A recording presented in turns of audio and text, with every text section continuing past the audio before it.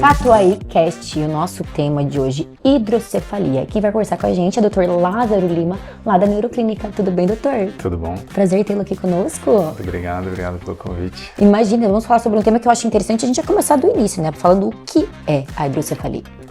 A hidrocefalia, ele é um acúmulo de líquido dentro dos ventrículos do cérebro, né? São cavidades dentro do cérebro. Então, a hidrocefalia é o acúmulo de líquido nessas regiões, né? E esse acúmulo, ele aumenta, né? De forma que a pressão, ela é uma pressão desproporcional, né? Uma pressão aumentada, e isso faz com que esse aumento de líquido vá gerando consequências aí para o paciente, para a criança, para o adulto. E existem tipos ou ela é única? Não, existem tipos de hidrocefalia, né? Os principais tipos de hidrocefalia são resultantes da própria formação da doença, né? Então, como esse líquido ele tem que ser produzido, ele tem que percorrer um caminho e ele tem que ser absorvido, existem dois tipos básicos, né? Um tipo que é decorrente da obstrução desse caminho, então é chamada de uma hidrocefalia obstrutiva. Existe um outro tipo que é uma hidrocefalia decorrente do problema de absorção desse líquido. Então essa é a hidrocefalia absortiva. Tá, existem causas, fatores genéticos, alguma coisa para a hidrocefalia? As causas principais, por exemplo, das obstruções podem ser várias, né? Então, os dois tipos, né? Tanto a obstrução quanto a absorção, elas vão ter tipos de causas diferentes. Então, as causas da obstrução são geralmente alguma lesão, algo que oclua esse caminho do líquido, né? Então, a gente tem que pensar o líquido é produzido num lugar, que são dentro dos ventrículos, ele vai passar de cada lado do cérebro, ele vai passar para um terceiro, do terceiro ele vai passar para o quarto ventrículo, depois ele vai lá em cima para ser absorvido. Se alguma coisa acontecer nesse caminho que obstruir, seja ele um tumor, seja ele uma malformação da própria criança, seja ele uma inflamação que gerou alguma aderência ali nesse espaço, isso vai gerar um montante de líquido para cima daquilo, né? Então, é quase como se fosse um rio, né? E aí, se você colocar uma barreira, todo o líquido vai se acumular antes daquela barreira. Só que esse nosso rio, ele é absorvido, então assim, ele tem que chegar num lugar e ser absorvido. Então, se esse lugar também não absorver bem, seja ele por causa de uma inflamação naquele local, então o paciente teve uma meningite, ou teve um sangramento dentro do crânio, né? Ou a criança nasceu prematura, teve uma hemorragia da prematuridade, essa hemorragia gerou uma redução da absorção, isso pode ser uma das causas do déficit de absorção. E quais os exames para você diagnosticar a hidrocefalia? Os principais exames para a gente diagnosticar a hidrocefalia são, primeiramente, o próprio exame neurológico do paciente. Então, como a gente vê a hidrocefalia de forma bem frequente na faixa etária pediátrica, um bom exame neurológico, a gente vê vários sinais que podem indicar que esse paciente tem uma hidrocefalia no próprio exame neurológico desse paciente.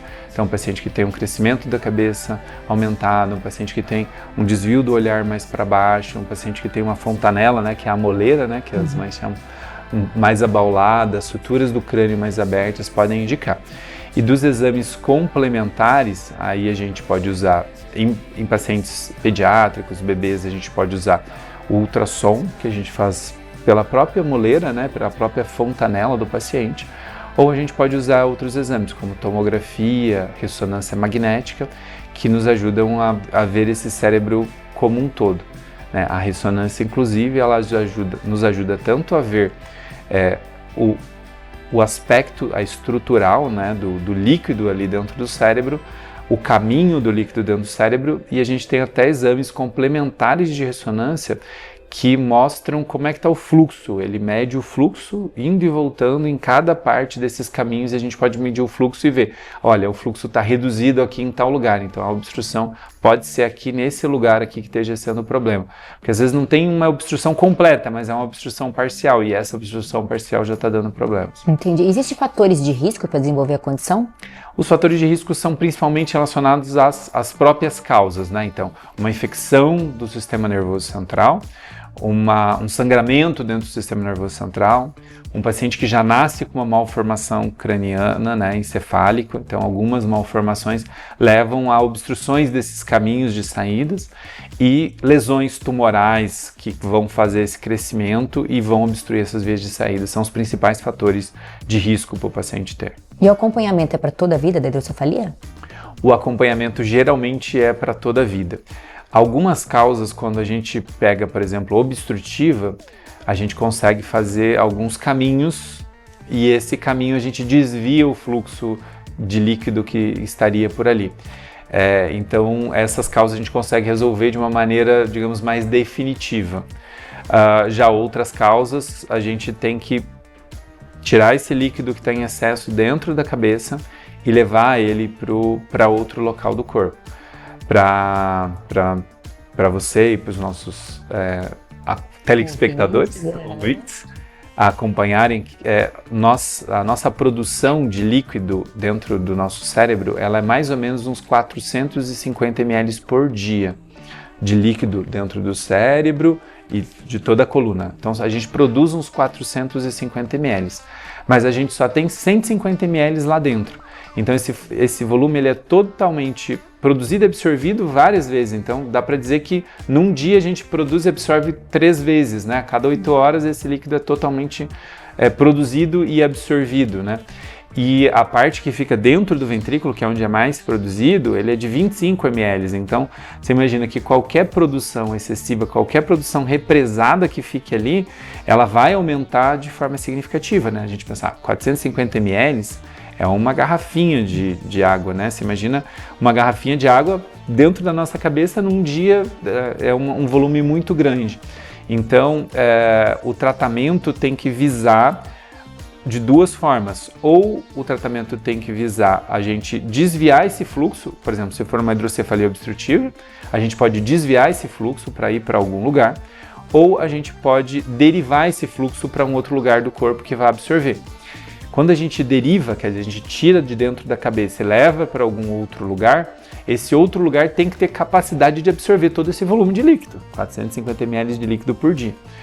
E quais são os lugares que geralmente a gente coloca? A maioria das vezes, quando a gente faz uma derivação de levar esse líquido de um lugar da cabeça para outro lugar do corpo, a gente leva ou para o abdômen, que é a DVP, né, que o pessoal chama de válvula, né?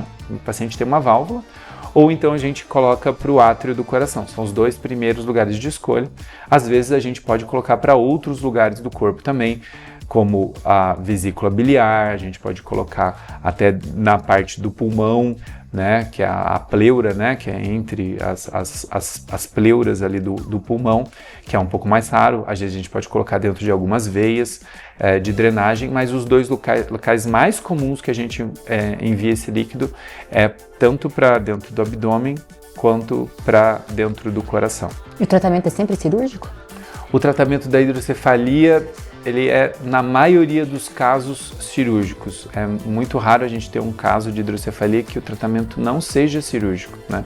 Que ele se resolva temporariamente e que não seja cirúrgico, né? E então estão existindo muitos avanços tecnológicos dentro dos tratamentos para hidrocefalia? Temos vários avanços. Então, um dos avanços que a gente tem mais recentes é a gente poder operar o paciente, uma hidrocefalia, tratar a hidrocefalia sem válvula, né? Então, assim, tratar a hidrocefalia sem válvula era quase um sonho, né, dos familiares, porque você coloca uma válvula, é um sistema que pode obstruir. Então, naqueles pacientes que a gente tem um tipo de hidrocefalia que seja obstrutiva, a gente pode fazer um tratamento de hidrocefalia sem válvula, que é o tratamento endoscópico. Então, a gente entra com um endoscópio, que é uma câmera, né? Então, o endoscópio ele é da finura desse meu dedo aqui, mais ou menos, de um dedo mínimo. Você entra por dentro do endoscópio, entra aqui na cabecinha da criança, navega por dentro desses espaços e cria caminhos alternativos, que é a terceira ventrículostomia endoscópica. Você cria caminhos alternativos para o líquido passar e chegar no local onde deve ser absorvido. Por dentro desse canalzinho a gente consegue passar uma câmera, a gente consegue passar material de trabalho, então pinças, tesouras, né? Para a gente abrir esse espaço e aí fazer esse espaço circular o líquido que deveria. Então esse é um dos grandes avanços que a gente tem aí na área das hidrocefalias, que a gente inclusive faz aqui em Cascavel. A gente tem esse tratamento disponível, né, através da nossa clínica e que está disponível para os nossos pacientes. Que legal. E falando de neuroclínica, né, como é que é a neuroclínica dentro do Catuaí?